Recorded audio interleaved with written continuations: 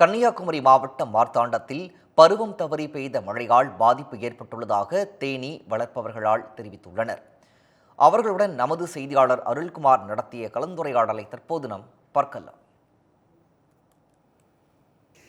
மத்திய அரசின் புவிசார் குறியீடு பெற்ற மார்த்தாண்டம் தேன் என்பது உலகத் தரத்தில் சுவையும் மருத்துவத்தன்மையும் கொண்ட தேனாகும். இந்த தேனை பொறுத்தளவில் கன்னியாகுமரி மாவட்டத்தில் 20,000 தேன் விவசாயிகள் பகுதி நேரமாகவும் முழு நேரமாகவும் இந்த விவசாயத்தில் ஈடுபட்டு வருகிறார்கள். தற்போது பருவம் தவறி பெய்த மழை காரணமாக அவர்கள் பல்வேறு பிரச்சனைகளை சந்தித்து வருகிறார்கள். பல்வேறு பொருளாதார இழப்புகளை சந்தித்துள்ளார்கள். உற்பத்தி குறைந்துள்ளது. இது பற்றி அவர்களோடு நாம் நேரடியாக பேசலாம்.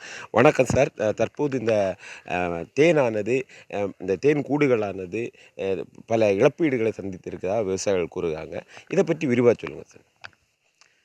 அதாவது மார்த்தாண்டம் தேனுன்னா இன்னும் இந்திய அளவில் உலக அளவிலும் பிரசித்தி பெற்றது.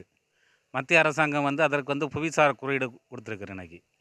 அப்படி இருக்கும்போது குமரி மாவட்டத்தில் சுமார் முழு நேரமும் பகுதி நேர பணியாளர்கள் 25,000 பேர் இன்றைக்கி தேன்கூடு வச்சுருக்காங்க. அப்போ அதில் இன்றைக்கி குமரி மாவட்டத்தில் சுமார் ஒரு 15 லட்சத்துக்கு மேலே தேன்கூடுகள் இருக்குது.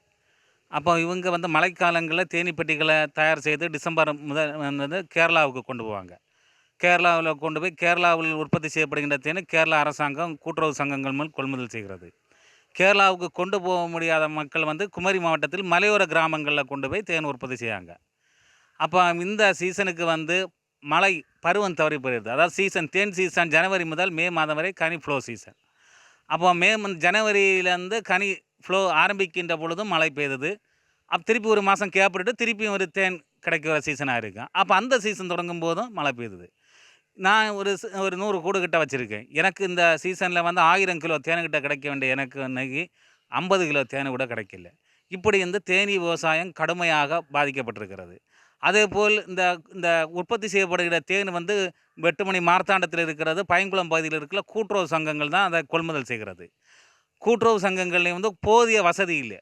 இந்த உற்பத்தி செய்யப்படுகிற தேன் முழுவதையும் கொள்முதல் செய்து அதை சுத்திகரித்து ஸ்டாக் பண்ணக்கூடிய கெப்பாசிட்டி இல்லை. இப்போ கடந்த சட்டமன்ற கூட்டத்தொடரில் அதற்கான நிதி ஆரத்தை தமிழக அரசு ஒதுக்கீடு செய்து இந்த சேமிப்பு கிடங்கு அமைப்பதற்கான இதை ஆணை பிறப்பித்திருக்கிறது. அதை தமிழக அரசு வேகப்படுத்த வேண்டும். விவசாயம் சம்பந்தமாக மழை புயல் வருகின்ற காலத்தில் விவசாய விளைபொருட்கள் சேதமடைந்தால் அரசு இழப்பீடு வழங்குவது போல் தேனீ விவசாயிகளுக்கு இழப்பீடு வழங்க வேண்டும். இப்போ அதெல்லாம் இன்சூரன்ஸில் கொண்டு இப்போ அதே மாதிரி தேனீ விவசாயத்துக்கும் அரசு இன்சூரன்ஸு கொண்டு அதை கிளைம் கொடுக்கணும். இல்லைன்னா இந்த தேனீ விவசாயம் நாளடைவில் நலிவடைந்து போயிடும். இப்போ இதில் இதை படித்து இளைஞர்கள் இந்த பணிக்கு செய்ய வர்றதுக்கு யாரும் தயாராக இல்லை.